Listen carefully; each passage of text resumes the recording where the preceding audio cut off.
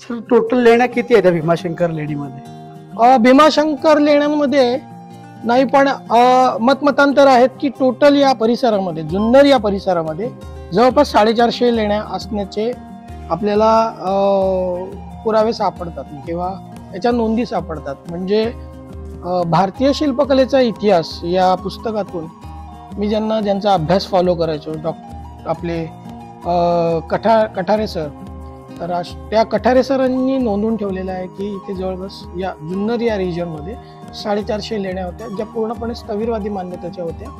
याच्यामध्ये स्थविरवादी मान्यतेच्या जरी असल्या तरी त्यांच्या मान्यतेप्रमाणे इथल्या ज्या लेण्या आणि त्याच्यातली जी शिल्पांकन आहेत किंवा ती प्रतिका आहेत ते जरी असले तरी नंतरच्या काळातला महासांघिक जो होता, म्हणजे ज्याला आपण महायान म्हणतो, ते देखील वास्तव्य करून होते.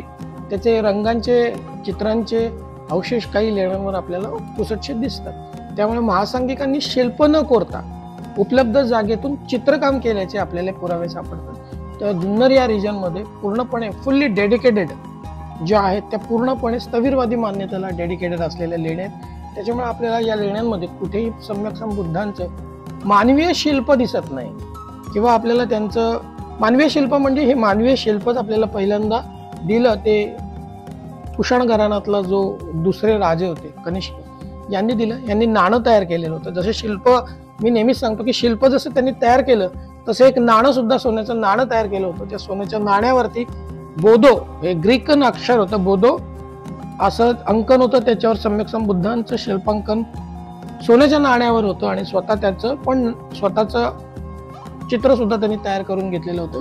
असं कनिष्कांचं नाणं सुद्धा आहे आपल्याकडे आणि त्याच्यावरून बुद्धांचं म्हणजे मानवीय स्वरूप आपल्याला त्यात दिसतं.